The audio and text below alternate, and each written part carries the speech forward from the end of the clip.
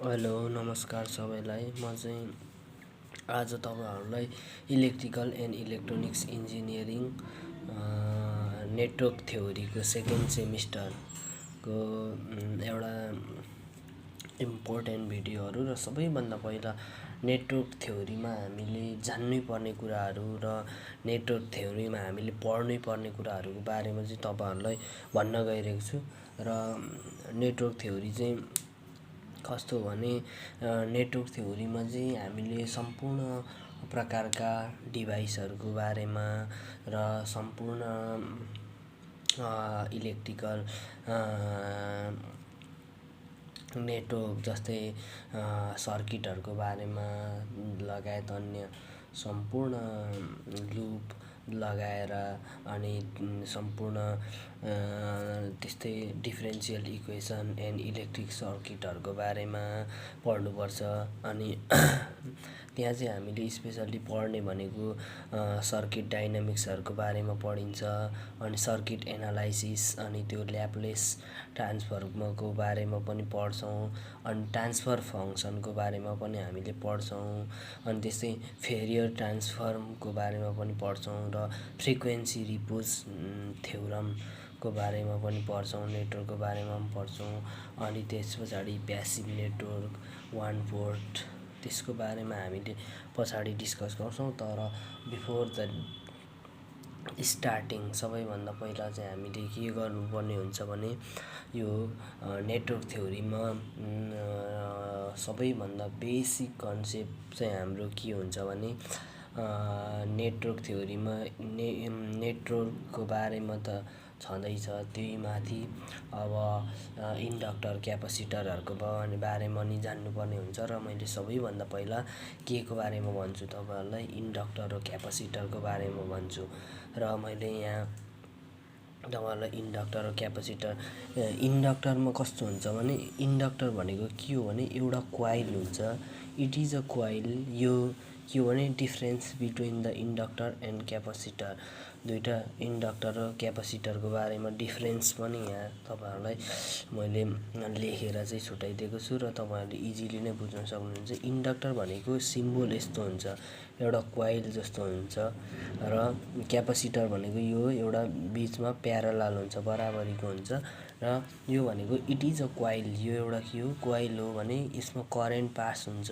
First of all त यहाँबाट current I current pass हुन्छ, अनि आई करेन्ट पास भइसकेपछि के हुन्छ त्यहाँ म्याग्नेटिक फिल्ड हुन्छ। सर्टेन एउटा इन्डक्टरको कोइलमा हामीले कुनै पनि करेन्टलाई पठाइयो भने त्यो करेन्टको सर्टेन म्याग्नेटिक फिल्ड एरियामा सर्टेन एरियामा म्याग्नेटिक फिल्ड प्रड्युस हुन्छ। र त्यहाँ इट इज अ इन्डक्टरले के गर्छ भने म्याग्नेटिक इनर्जीलाई स्टोर गर्छ क्या। इन्डक्टरले म्याग्नेटिक इनर्जीलाई स्टोर गर्छ भने के भनिन्छ उता भनेको क्यापासिटर भनेको यो एउटा प्लेट हो, इन्डक्टर कोइल हो भने यो प्लेट हो, अनि separate by the dielectric medium. यो बीचमा के छन् यताबाट एउटा जस्तै करेन्ट पास भयो, यहाँ भनेको दुईटा प्लेट छन्, यो प्लेट बीचमा एउटा के छन् भनेको डाइलेक्ट्रिक मिडियम छन्, यो बीचमा के छन् डाइलेक्ट्रिक मिडियम। डाइलेक्ट्रिक भनेको के हो भने इन्सुलेटर जस्तै हो। यो भनेको के हो भने त्यहाँ चाहिँ इलेक्ट्रिक मिडियम डाइलेक्ट्रिक मिडियम हुन्छ त्यहाँ चाहिँ। र अर्को भनेको के हो भने स्टोर इन इलेक्ट्रिक इनर्जी। यहाँ भनेको के हो इलेक्ट्रिक इनर्जीहरुलाई क्यापासिटरले स्टोर गर्छ। इन्डक्टरले पनि इनर्जी नै स्टोर गर्ने काम गर्छन् र क्यापासिटरले पनि इनर्जी नै स्टोर गर्ने काम गर्छन्। तर म्याग्नेटिक इनर्जी इन्डक्टरले गर्छन् भने इलेक्ट्रिक इनर्जी क्यापासिटरले गर्छन्। So it oppose charge in current, करेन्टलाई एउटा अपोज गर्छन्। इन्डक्टरले के गर्छन् करेन्टलाई अपोज गर्छन् भने it is oppose the charge in voltage, भोल्टेजलाई अपोज गर्छन्। क्यापासिटरले भोल्टेजमा अपोज गर्छन् भने करेन्टमा अपोज गर्ने भनेको के हो भने इन्डक्टर हो। इन्डक्टरले करेन्टमा अपोज गर्छन् भने भोल्टेजमा क्यापासिटरले अपोज गर्छन्। र current does not change instantaneously while switching. Current चाहिँ एकदमै वात्तै चाहिँ के हुन्छ चेन्ज चाहिँ हुँदैनन् किनभने that is 0 minus 0 I0 minus र I0 प्लस हुन्छन् भने पछाडि यो भनेको के हो भने यो स्विच हो। यो स्विचमा चाहिँ के हुन्छ भने स्विचमा सबैभन्दा पहिला हाम्रो एउटा यस्तो स्विच हुन्छन्, जस्तै एउटा यो स्विच भयो, यो यस्तो छन् अनि यो यस्तो छन्। यो स्विच अहिले केमा छन् 0 माइनसमा छन्, 0 माइनसमा छन्। यदि 0 मा भइदियो भने यो स्विच यहाँ तल क्लोज भएर जान्छन् भने, र यो 0 माइनस हो भने अब 0 माइनसबाट 0 प्लसमा जानुको लागि के हो भने एकछिन करेन्ट चाहिँ यहाँ स्टेडी करेन्ट बग्छन्। त्यसकारण यो स्विच हामीले यहाँ अहिले अन छन्, अन हुँदाको केस भनेको माइनस हो, अन भइसकेको केस भनेको 0 हो, र अन भएर पनि करेन्ट फ्लो हुन स्टार्टिङ भइसकेको केस भनेको के हो 0 प्लस हो। सो तपाईहरुले बुझ्नुभयो होला। त्यही भएर भोल्टेज करेन्टको केसमा यो छ भने भोल्टेजको केसमा भनेको voltage does not instantaneously while the switching, एक्कासी भोल्टेज चाहिँ के हुन्छ चेन्ज हुँदैन। सो भने चाहिँ भी माइनस अनि भी प्लस हुन्छ। यदि तपाईहरुले यहाँ भनेको पछाडि तपाईहरुले करेन्ट फ्लो नभएको केसमा इन्डक्टरको जहिले पनि के हुन्छ ओपन हुन्छ, ओपन सर्किट हुन्छ। यदि करेन्ट फ्लो भएको छैन भने इन्डक्टरको केसमा सर्किट ओपन हुन्छ र क्यापासिटरको केसमा सर्किट भनेको सर्ट हुन्छन् अथवा क्लोज हुन्छन्। करेन्ट फ्लो भएको छैन भने पनि के हुन्छ भोल्टेजको भ्यालु चाहिँ हुन सक्छ यहाँ। त्यही भएर के हुन्छ भने एउटा यो भनेको चाहिँ इन्डक्टर भनेको करेन्टलाई अपोज गर्ने भयो, यो भनेको क्यापासिटर भनेको भोल्टेजलाई अपोज गर्ने, भोल्टेजमा अपोज गर्छ। र यो भनेको के हो भने भोल्टेज, यो भनेको इन्डक्टरको केसमा करेन्ट ओपन हुन्छन् र भोल्टेजको केसमा क्यापासिटर क्लोज हुन्छन्। र यो के हो भने यदि हाम्रो सर्किटमा करेन्ट फ्लो भएको छैन भने त्यो केसमा इन्डक्टर ओपन हुन्छन् र करेन्ट फ्लो नभएको केसमा क्यापासिटर भनेको सर्ट हुन्छन्। त्यतिखेर भोल्टेज सर्टेनली स्टडी लिमिट रूपमा चाहिँ त्यो गइरहेको हुन्छ, भोल्टेज पास भएको हुन्छ। र फेरि यही केसमा म भन्छु के हो भने यदि करेन्ट फ्लो भएको केस छ भने, करेन्ट फ्लो भइरहेको छ भने के हुन्छ इन्डक्टरको केसमा करेन्ट यो सर्किट यो स्विच भनेको के हुन्छ स्विच सर्ट हुन्छन्, स्विच क्लोज हुन्छन् भने यता क्यापासिटर भनेको ओपन हुन्छन्। यो एक्सेप्सनल केस छन् कि करेन्ट फ्लो भएको बेला इन्डक्टर सर्ट भइदिन्छ र करेन्ट फ्लो नभइदिएको बेला के हुन्छ इन्डक्टर के हुन्छ ओपन हुन्छ। त्यही भएर क्यापासिटर सर्ट हुन्छन्। त्यही भएर जस्ट रिभर्स प्रोसेस छन् र करेन्ट फ्लो भएको र फ्लो नभएको केसमा नै डिपेन्ड हुने कुरा हो। र सो भनेपछि inductor allows the DC or AC or DC or AC भनेपछि यो दुईटा नै एलो हुन्छ, एसी र डिसी नै। तर के हुन्छ भने यसको ब्लक डिसीलाई के गर्छ ब्लक गर्छन् भने पछाडि इन्डक्टरको केसमा एसी डिसी एलो छ भने एसीलाई चाहिँ ब्लक गर्छन्। र त्यही भएर इन क्यापासिटरमा इट इज एलो द डिसीलाई एलो छ भने इट ब्लक्स एसीलाई ब्लक गर्छन्। र एसी मिन्स करेन्ट साइनोसोडियल भनेको तल र माथि हाफ साइकल पोजिटिभ साइकल र नेगेटिभ साइकल अथवा पोजिटिभ पिरियड अथवा नेगेटिभ पिरियड हुन्छ। त्यही भएर के हुन्छ यो साइनोसोडियल्ली हुन्छ, फुल वेभ हुन्छ। त्यही भएर यता भनेको डिसी करेन्टमा के हुन्छ करेन्टहरू के हुन्छ magnitude or direction no change, magnitude र डिरेक्सन चाहिँ यसको चेन्ज हुँदैन। यो भने पछाडि म्याग्नेच्युड र डिरेक्सन यसको चाहिँ चेन्ज हुन्छन्। सो यताबाट आई करेन्ट गयो भने के हुन्छ क्यापासिटरको केसमा यताबाट करेन्ट गएर यता फ्लो भएर आउँछन्। सो डिसी करेन्ट भयो।